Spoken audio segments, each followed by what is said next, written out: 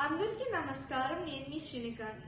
ఇవాళ నేను వీడియో చేయడానికి కారణం ఏంటంటే ఈటల శమిత ఆంటీ నా మీద మా డాడీ మీద కామెంట్లు చేయడం జరిగింది.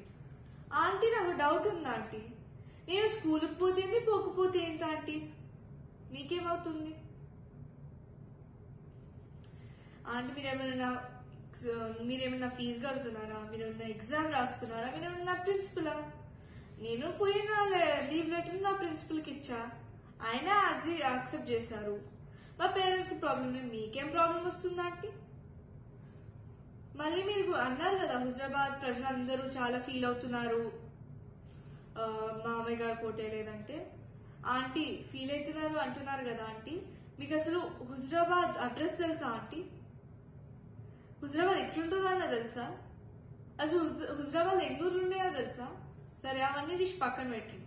హుజరాబాద్ బార్డర్ ఉన్న మీరు టచ్ చేసిండ్రా ఆంటీ?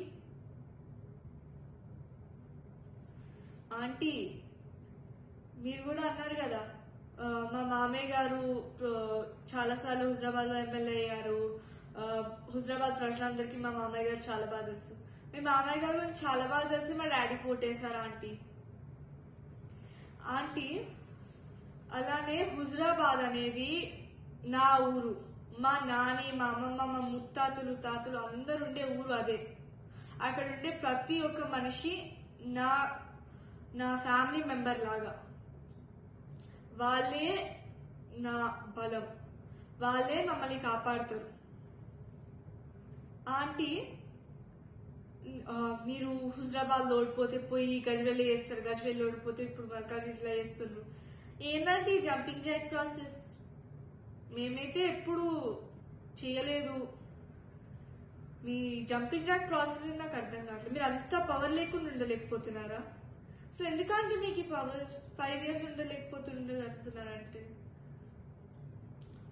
మీరు ఇల్లీగల్ గా తీసుకున్న ల్యాండ్స్ ని కాపాడుకోవడానిక, మీరు ప్రజలకి దొంగతనం చేసిన ల్యాండ్స్ కాపాడుకోవడానిక, లేదంటే మీరు దేవుని దగ్గరికి దొంగతనం చేసిన ల్యాండ్స్ కాపాడుకోవడానిక?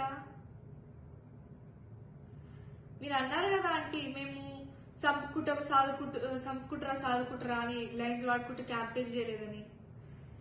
మీకు గుర్తుందో లేదో ఆంటీ గాని,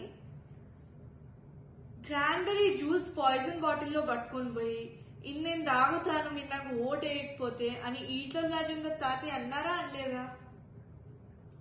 అలానే తాలిబొట్టు తెంచుతారా ఉంచుతారా అని జమున అమ్మమ్మనే అనింది. అలానే లాస్ట్ మోస్ట్ ఫ్యాసినేటింగ్ పాయింట్ ఇదైతే, ఈటల రాజేందర్ తాతయ్య గారే చంపుకుటరా సాదుకుటరా అనే ట్రెండ్ స్టార్ట్ చేసింది. ఆంటీ నేను ఎలక్షన్స్ లో తిరిగింది మా డాడీ ఎంత మంచివాడో, ఎంత గొప్పవాడో అని చెప్పడానికి, అభివృద్ధి ఎంత మంచిగా చేస్తారో చెప్పడానికి. హుజరాబాద్ ప్రజలందరూ నన్ను నమ్మి మా డాడీ పోటేసింది. నేను నమ్మకాన్ని పోగొట్టుకోవాలి అనుకోవట్లేదు. ఏదో ఒక రోజు మళ్ళీ కేసీఆర్ తాతయ్యనే సీఎం అవుతారు, నేను మళ్ళీ హుజరాబాద్ కి 1000 కోట్లు తెస్తాను. ఆంటీ నేను మీలాగా పక్క వాళ్ళ మీద కామెంట్స్ వేయను, ఇంకా ఎవ్రీ ఈవినింగ్ క్యాఫేస్లలో పోయి తిరగను. ధన్యవాదాలు.